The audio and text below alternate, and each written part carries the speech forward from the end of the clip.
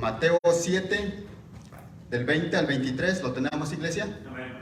Si todos lo tenemos, dice así en el nombre de Jesús. Así que por sus frutos los conoceréis. No todo el que me dice Señor, Señor, entrará en el reino de los cielos, sino el que hace la voluntad de mi Padre que está en los cielos. ¿Pueden tomar su asiento, mis hermanos? Le vamos a dar lectura una vez más, del 20 al 23. Dice así en el nombre de Jesús. Así que por sus frutos los conoceréis. 21. No todo el que me dice Señor, Señor, entrará en el reino de los cielos, sino el que hace la voluntad de mi Padre que está en los cielos. 22. Muchos dirán en aquel día, Señor, Señor, ¿no profetizamos en tu nombre? Y en tu nombre echamos fuera demonios, y en tu nombre hicimos muchos milagros. 23.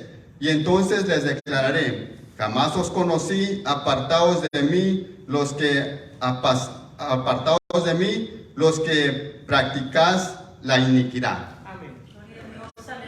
Es el mismo Señor, hermanos, hablándole a su pueblo, y está hablando acerca de los falsos profetas, de todos aquellos que usan la casa del Señor para estafar al pueblo del Señor.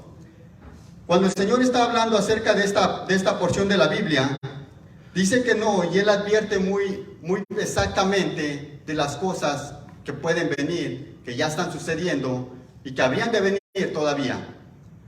Pero cuando el Señor les empieza a explicar y dice algo que me llamaba mucho la atención, dice, así que por sus frutos los conoceréis. Y precisamente así es como lo he titulado, ¿verdad? Conociendo los frutos. Porque no todo aquel que dice soy cristiano y voy a la iglesia, creo en el Señor, hace la voluntad del Señor. Amén. Para el hombre muchas de las veces es difícil darse cuenta, pero aquel que sabe perfectamente la condición del corazón de cada uno de nosotros, no hay nada que se le escape. Amén. Sino todo lo ve perfectamente. Dice la Escritura en el 21, que todos me dirán, Señor, Señor, en tu nombre, Señor, Señor, perdón, una vez más al 21 dice, no todo el que me dice Señor entrará en el reino de los cielos, sino el que hace la voluntad de mi Padre que está en los cielos. O sea que el Señor ha dejado establecido algo que hay que hacer, que no solamente hay que decir, sino que hay que hacer. Luego el 22 dice, muchos me dirán en aquel día, Señor, Señor, ¿no profetizamos en tu nombre? En tu nombre echamos fuera demonios y en tu nombre hicimos muchos milagros. Es algo que a mí me llamaba la atención, hermanos.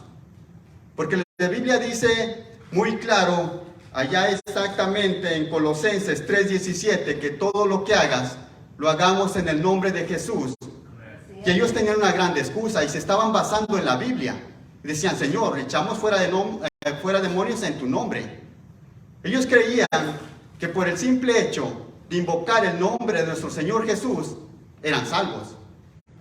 Sin importar lo que ellos estuvieran haciendo, solamente habría que invocar el nombre de nuestro Señor Jesús y la tenían hecha. Eso no es lo que enseña la Biblia. Por eso dice el que hace la voluntad de mi Padre.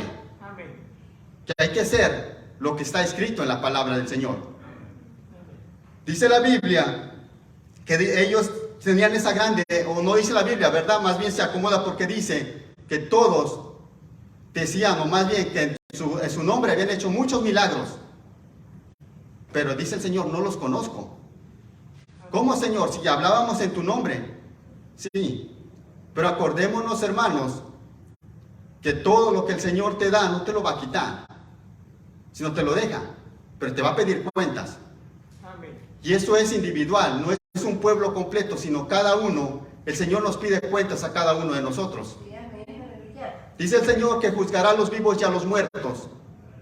O sea que ninguno se va a escapar. No habrá escapatoria ni para el vivo ni para el muerto, sino que el Señor los juzgará.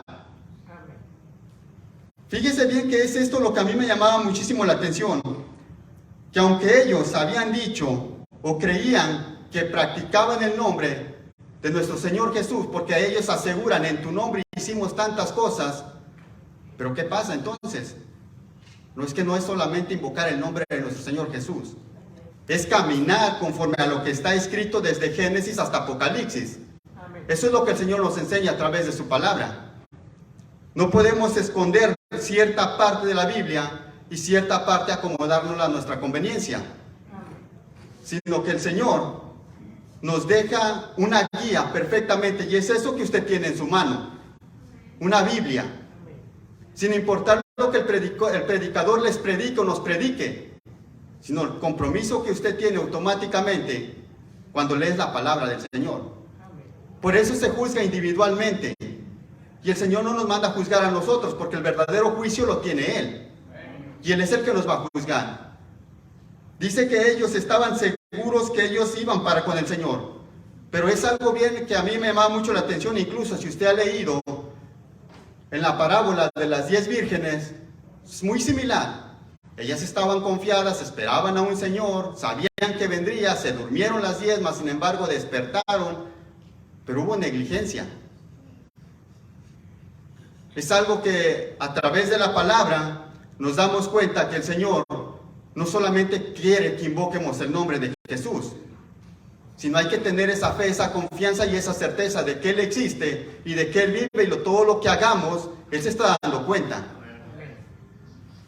Es por eso que cuando leemos la palabra del Señor, debemos de poner atención qué es lo que tenemos en nuestras manos.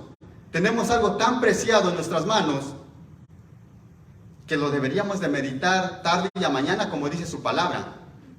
¿Para qué? ¿Para aplicársela al que está al lado mío? No, hermanos, es para nosotros mismos. Olvídate del que está a tu lado, del que está enfrente o atrás de ti, sino la palabra te está hablando a ti directamente, a mí directamente. Porque delante del Señor no le voy a decir es que él o ella tenía la culpa, sino es directamente el compromiso nosotros con el Señor. Pero el Señor es bueno.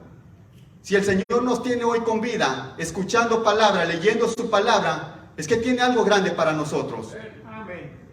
Es que el Señor no quiere que dejemos de escuchar su palabra, no quiere que dejemos de vivir ni hacer su palabra, sino quiere que vivamos conforme a su palabra. Porque su palabra es fiel y verdadera, como el mismo que aquel que vive y reina para siempre, y su nombre es Jesús. En quien su pueblo tiene confianza, en quien su pueblo, en las pruebas y en las luchas, clama a Él, y Él siempre responde. No hay nada que se le escape, no hay nada, hermanos. Él siempre está atento a la oración de su pueblo. ¿Pero para qué? Para que haya un cambio en nosotros. No podemos pasarnos toda la vida a pedir y pedir y pedir, aunque la Biblia dice que pidamos, pero sin querer nosotros esforzarnos. Tiene que haber ese esfuerzo de cada uno de nosotros. Tiene que nosotros mismos empezar a trabajar la palabra en nuestros corazones, de que el Señor quiere algo con nosotros, de que el Señor está contigo y conmigo, de que el Señor quiere que enderecemos nuestros caminos. Porque delante del Señor, no es que el Señor nos bendiga porque somos buenísimos, eso no es así, porque bueno es Él, por eso te bendice, por eso nos da tantas cosas, hermanos, no por nuestros actos, sino porque el Señor es bueno. El simple hecho de hoy despertar y estar hoy aquí en este día escuchando palabra de Dios, es más que bueno el Señor con nosotros. Sin importar tu necesidad, el Señor ya la conoce, pero hay que ponérsela al Señor. Hay que pedirle al Señor que nos ayude en esa área, pero también hay que obedecer al Señor. Hay que tratar de buscar de Él en cada hora y en cada momento, y siempre ponerlo a Él como nuestra prioridad. No puedo tomar decisiones por mí mismo y al final de cuentas, cuando tengo el problema, entonces sí clamarle al Señor, porque eso es nada más quererlo estar usando. El Señor no es el amuleto de buena suerte. Él es un Dios vivo. Él es un Dios que se da cuenta de todo. Él es un Dios que hasta el día de hoy, aquellos que predicaron desde Génesis hasta el día de hoy, Él vive y reina para siempre. No hay otro como Él, ni jamás lo habrá. Y que la gloria y la honra sea para nuestro Señor Jesús. Él es el único, hermanos. Por eso hoy en este día te presentamos a un Dios que vive y reina para siempre. A un Dios el cual siempre está atento a su pueblo. Un Dios el cual siempre quiere algo con aquel que estamos desviándonos. Porque dice su palabra que todos somos pecadores. Y que si no dice que lo hacemos a él mentiroso. Yo creo que usted no cree que Dios es mentiroso. Usted sabe que tenemos muchas faltas por cuales nos tenemos que corregir, mas sin embargo, si el Señor nos da la oportunidad de estar vivo hoy en este día, es porque quiere que nos corrijamos. No quiere que cuando llegue, es bien curioso, hermano, porque cuando llega la palabra del Señor y la miramos, si usted se da cuenta, usted dice, yo no puedo estar pasando por eso. Pues el Señor no quiere que pasemos por eso. Por eso están las Escrituras. Él nos enseña a través de este pequeño pasaje bíblico que ellos llegaron delante del Señor. Y el Señor dijo, no los conozco. Yo creo que debe de ser la peor muerte cuando te dice el Señor, no te conozco. Cuando sabes que ya no hay opción. Cuando sabes que aunque lo estás intentando, quisieras cambiar de opinión, ya se terminó. Amén. Es por eso, hermanos, que nosotros deberíamos de tener mucho cuidado cada vez que tomamos decisiones en nuestra vida personal. ¿Verdaderamente existe el Señor entre nosotros? ¿El Señor está en nosotros?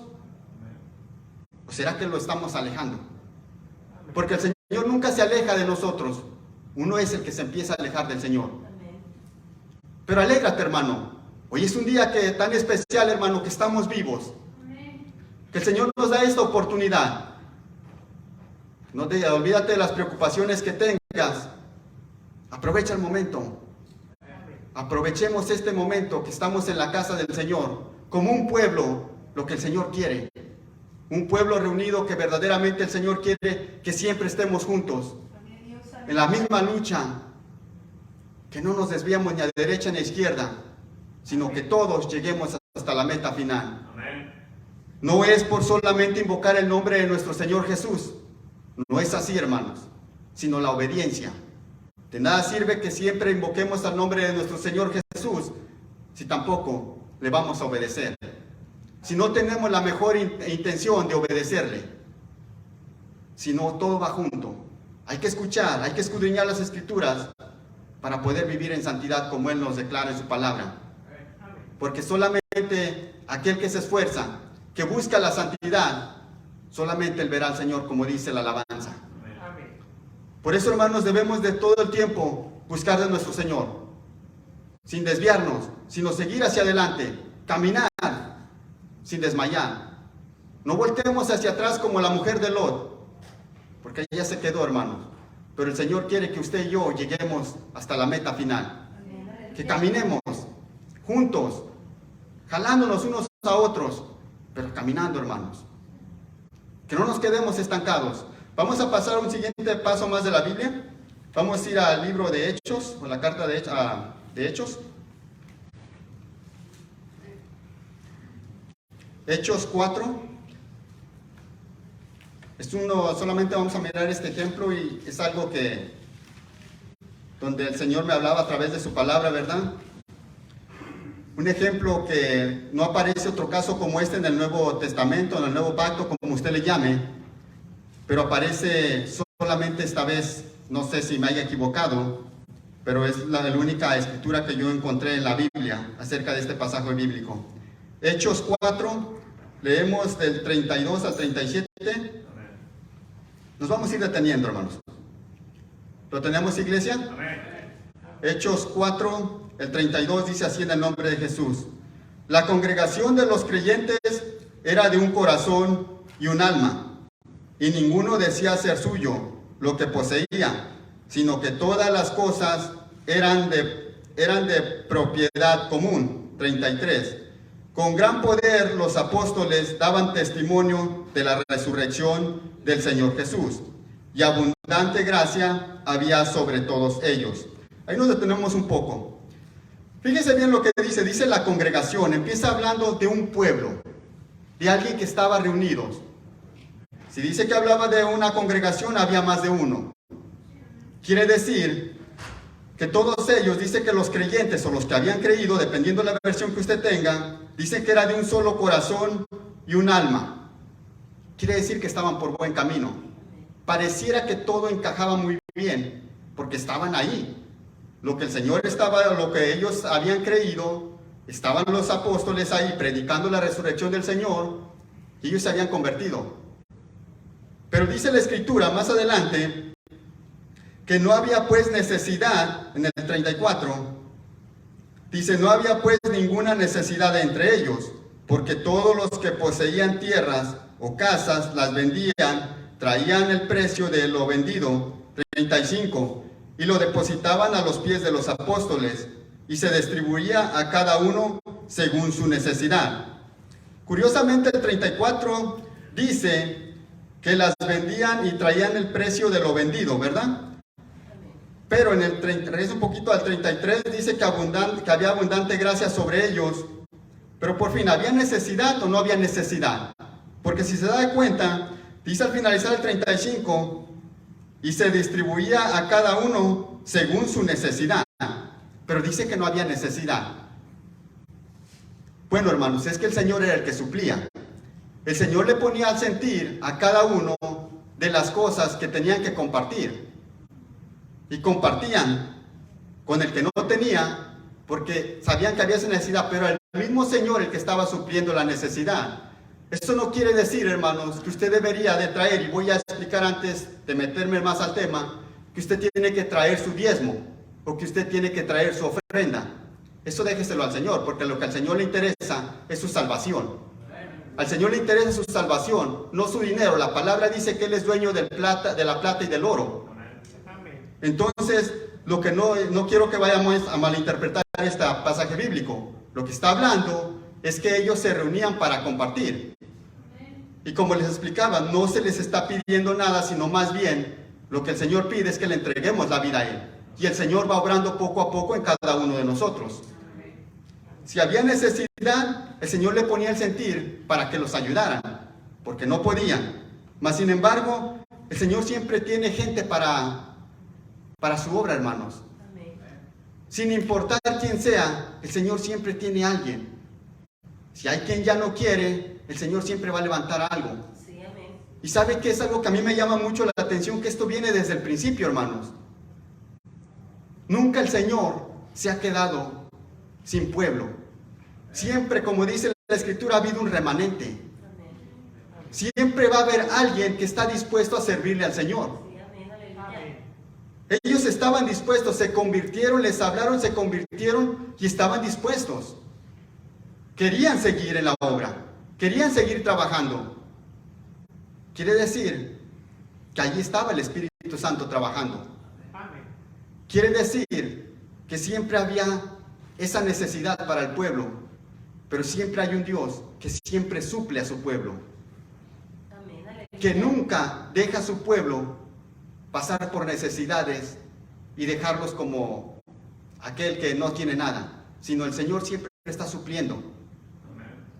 Aún antes, hermanos, yo creo que la mayoría, hoy muchos de aquí, que no conocíamos del Señor, y aún el Señor, en su grande misericordia, en su grande amor, hermanos, el Señor siempre nos suplió. Siempre tuvimos algo. Siempre el Señor suplía. ¿Sabe qué tan bueno es este Dios que te predica o que nos predican en este día? Es el único, el verdadero. Aquel que te da de todo. Que muchas de las veces somos mal agradecidos, sí. Pero aún así el Señor te suple. Porque te quiere dar la oportunidad, porque me quiere dar la oportunidad de que haya un cambio grande en nuestras vidas. De que cambiemos verdaderamente. De que no nos quedemos estancados. Porque para eso fuimos llamados. Fuimos llamados con un propósito. No es casualidad que el día de hoy el Señor te haya traído a este lugar. Yo sé que algo de esto se te va a quedar, de lo que has leído en la palabra de Dios. Yo no sé si el día de mañana regreses o no regreses, pero quizás algo se te quedó. Porque el día de mañana no nos pertenece. Yo no sé si el día de mañana yo esté aquí o no lo sé. Pero el Señor lo sabe. El Señor sabe tu presente, pasado y futuro. Y en ese trayecto nos da la oportunidad de que haya un cambio grande en nuestras vidas, de que le sirvamos como un pueblo. Por eso nos da la oportunidad de escuchar palabra. Por eso nos da la oportunidad de leer palabra. La mayoría sabemos leer. escribir y podemos aprender de la palabra, no por nuestra inteligencia, sino por lo que el Señor nos da. Él es el que da la inteligencia al hombre. Porque no hay hombre inteligente si no hay Dios. Porque no hay hombre que diga, yo soy el más inteligente, porque eso no es del Señor. Fíjese bien lo que vamos aquí en el 36. Ahora vemos que habla de una iglesia, de alguien que se había convertido, pero no da nombres, sino simplemente de un pueblo. En el 36 me llama mucho la atención, dice así en el nombre de Jesús. Y José, un levita, natural de Chipre, a quien también los apóstoles llamaron Bernabé, que traducido significa hijo de consolación. 37. Poseía un campo y lo vendió y trajo el dinero y lo depositó a los pies de los apóstoles. ¿Sabe que aquí ya empieza, es la misma escritura hablando exactamente de lo mismo, pero ya empieza a hablar de nombres por separados? Ya no habla de un pueblo, sino habla especialmente de Bernabé o José, como lo quiera llamar, es el mismo. De algo que está haciendo y que aparece muchas veces en la Biblia, pero ya no aparece el pueblo, sino vemos a un solo nombre. Y me llama la atención que llama José, levita, natural de Chipre. Se habla mucho de él. Levita, del sacerdocio, de lo que el Señor estableció en Aarón.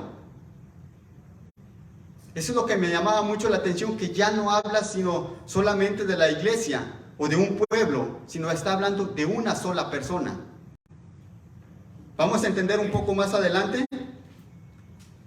Brínquese o pásese a la siguiente página, o no sé si en la misma, el 5 del 1 al 11.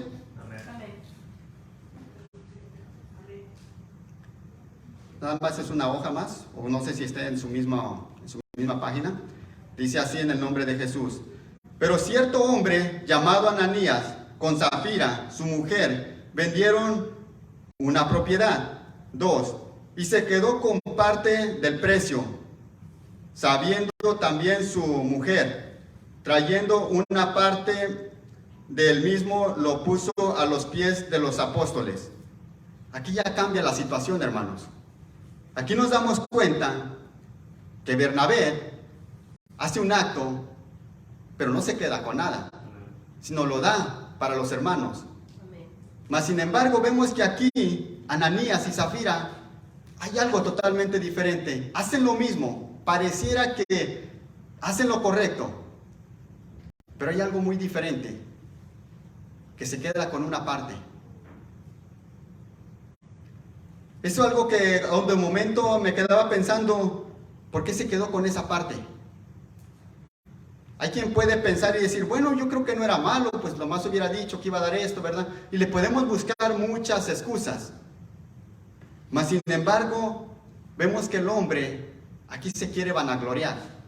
Quiere quedar bien con el pueblo, quiere que lo exalten y decir que él ayuda mucho, que hace bastante, pero que al mismo tiempo está extrayendo de lo cual él ya debió de haber dado, de lo cual él debió de haber compartido. Porque vemos que él empieza dando o creyendo que podía hacer eso, que podía engañar al mismo Señor, que él podía hacer lo que quisiera. Pedro le dice más adelante en el 3, mas Pedro le dijo, Ananías, ¿por qué ha llenado Satanás tu corazón para mentir al Espíritu Santo y sustraer parte del precio del terreno? 4. Mientras estabas sin vender, ¿no te pertenecía? Y después de vendido, ¿no estaba bajo tu poder? ¿Por qué concebiste en este asunto en tu corazón? No has mentido a los hombres, sino a Dios. 5. Al oír Ananías estas palabras, cayó y aspiró, y vino gran temor sobre todos los que supieron. Amén. Fíjense que yo no sé, ¿verdad?, qué fue lo que pensó Ananías, no sé exactamente. Si en el momento que él dijo que lo daría, de momento dijo lo voy a dar, pero al final de cuentas Cuando miró que era mucho, dijo, no, pues me quedo con una parte, no sé exactamente, lo que sí sé es que la palabra dice que Satanás, es que había algo grande ahí, hermanos, ya se había metido por ahí, había llenado su corazón. Quiere decir que no era como que solamente lo llegó a pensar y como que lo dudó, sino que probablemente es que ya tenía pensado hacer eso. Pedro mismo le dice, pues si era tuyo, no pasaba nada. O sea, te hubieras quedado con él. Aún dice, ya vendido, o sea, era tuyo. Sino el problema está, hermanos, en que quería la vanagloria para el hombre. Quería que los hermanos lo vieran como a Bernabé. Él creyó que solamente haciendo las cosas como Bernabé podía escaparse del Señor. Mas sin embargo vemos algo, hermanos, que pareciera que es, o que no es que pareciera, sino algo espantoso, hermano, alguien que muere al instante. Por eso les decía que es el primer caso y el único caso más bien que yo encuentro en la Biblia, en el nuevo pacto, que mueren en ese momento. Por una mentira, hermanos. Fíjese bien qué peligroso es. Sino que empieza el pueblo, pero después el Señor empieza juzgando de uno en uno. Quiere decir que cuando Él hizo este acto y llegó solo. Más adelante vemos que llega solo. Mas sin embargo, Pedro no lo andaba cuidando para ver cuánto le habían dado, sino es el mismo Señor el que hace justicia. Ni tampoco Pedro le empezó a decir, ¿por qué quieres engañar al pueblo? Sino va directamente con lo que el Señor le dice. Y es el mismo Señor el que se encarga de hacer justicia. Amén. Es en ese Dios en que nosotros confiamos, que Él es el justiciero, en el que su pueblo confía. Un Dios que simple y sencillamente no se le escapa nada. Amén. Él creía que podía engañar a todos, que podía engañar al pueblo, pero nunca se acordó que hay un Dios que todo lo ve. Amén. Fíjese bien que la palabra del Señor nos habla todo el tiempo para el creyente, aún para el no creyente, el Señor le habla. Pero ¿sabe qué? Es algo que cuando vemos en su palabra del Señor, que nos dice que en ese momento es ajusticiado, que en ese momento aspiró, que murió, eso debería de llenarnos un poco de temor, hermanos. Debería de preocuparnos como iglesia, como creyentes, de cómo están nuestras vidas, de cómo está cada uno de nosotros, de cómo nos va a encontrar el Señor cuando venga. ¿Verdaderamente estamos preparados? ¿Nos va a decir no te conozco? ¿Qué es lo que estamos haciendo? Aquí la palabra nos habla muy serio y nos dice, ahora en el 6 dice, y los jóvenes se levantaron y lo cubrieron y sacándole le sepultaron. 7. Después de un lapso como de 3 horas entró su mujer, no sabiendo lo que había sucedido. 8. Pedro le preguntó, dime, ¿vendiste el terreno en tanto? Y ella dijo, sí, ese fue el precio. 9. Entonces Pedro le dijo, ¿por qué os pusisteis de acuerdo para poner en prueba al Espíritu del Señor? Mira, los pies de los que sepultaron a tu marido están a la puerta, y te sacarán también a ti. 10. Y al instante ella cayó a los pies de él y aspiró. Al entrar los jóvenes, la hallaron muerta y la sacaron y le dieron sepultura junto a su marido. 11. Y vino un gran temor sobre toda la iglesia y sobre todos los que supieron estas cosas. Fíjese que en el 32 dice que todo estaba bien, que parecía que compartían todos, pero vino el temor, hermanos, hasta que se dieron cuenta de que alguien había muerto por una mentira. Mientras no, y me llama mucho la atención en el 6 y en el 10, que se aparecen los jóvenes. Y yo me preguntaba cuando leía esta área, ¿y dónde estaban los ancianos? Y cuando yo no hablo de ancianos, no hablo de gente mayor, sino de aquellos que estaban en la congregación. Dice que los jóvenes fueron los que llevaron a Ananías a enterrar, y después los jóvenes entraron, lo sepultaron y llegaron por Zafira y le llevaron a enterrar. Yo me preguntaba, ¿qué pasaba o qué pasó con esa gente? Porque yo no creo que hayan sido puros jóvenes. Si usted se da cuenta y leemos las escrituras, había mucha gente mayor. Incluso muchas de las veces se menosprecia a los jóvenes y decimos, o es que los jóvenes están jóvenes por esto y por lo otro. Pero la palabra dice que no menosprecie, joven, que no menosprecie la sabiduría del joven. Que no sea despreciado. Porque aún el Señor puede usar no solamente al joven, sino a los niños también. A veces se les menosprecia de esa manera, pero en esta ocasión, hermanos, aparecen los puros jóvenes. Yo me imagino, esto no dice la Biblia, un pensamiento mío, yo me imagino que aquellos que decían tan consagrados para el Señor, como que empezaron a meditar en su propia vida, como que empezaron a ver qué es lo que estaba pasando, como que eso le pasó a él. Porque tenemos que esperar a veces, hermanos, que pasen cosas difíciles para meditar en nuestras vidas, cosas grandes para meditar en nuestras vidas.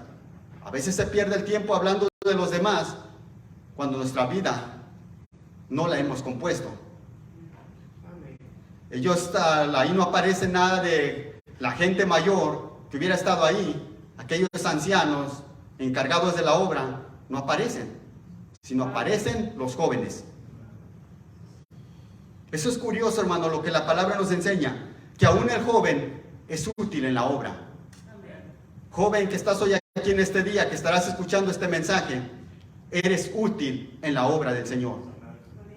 El Señor quiere tu juventud también, te quiere seguir usando. Quiere que le sirvas. Que no llegues a una edad ya mayor para decir, oh, pues ahora sí me entrego a la iglesia, sino desde tu juventud. El Señor quiere tu juventud, te quiere que le sirvas. No esperes a que estés lleno de problemas para recurrir al Señor, para decirle, Señor, aquí estoy. Sino desde hoy. Empieza hoy, no esperes el día de mañana, porque el Señor tiene cosas grandes para ti, para todo su pueblo en general.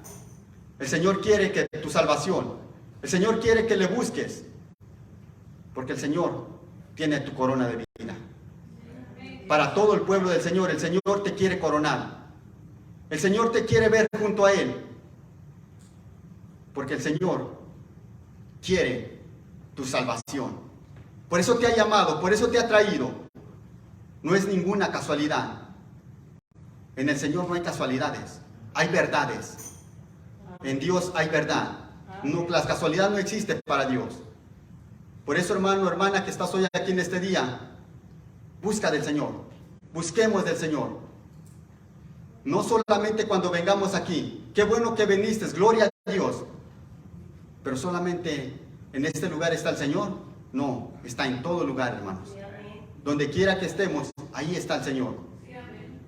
Dios es fiel y verdadero, tan fiel que donde quiera que estás, ahí está Él. Ni siquiera tu esposo, tu hijo está donde tú estás. Muchas de las veces por el trabajo, por donde quieras, y estarás pasando situaciones difíciles y no estará ahí. Pero aquel que vive y reina para siempre y que su nombre es Jesús, siempre está contigo. Y Él no falla, sino Él siempre está contigo. Solo es cuestión de que abramos nuestro corazón y le pidamos ayuda. Y ahí está Él. Solo es cuestión de que doblemos rodilla y le pidamos perdón, y ahí está Él. Solo es cuestión de que le confesemos todo, y ahí está Él. Y ni siquiera se burla. Él no es aquel que te va a criticar, sino que te dice, levántate y camina. Vamos, porque aquí estoy yo, tu Redentor. Aquel que vive y reina para siempre y que dice, camina, no te quedes, avanza hacia adelante. No voltees hacia atrás, porque aquí estoy yo. Y si yo estoy contigo, ¿quién contra ti?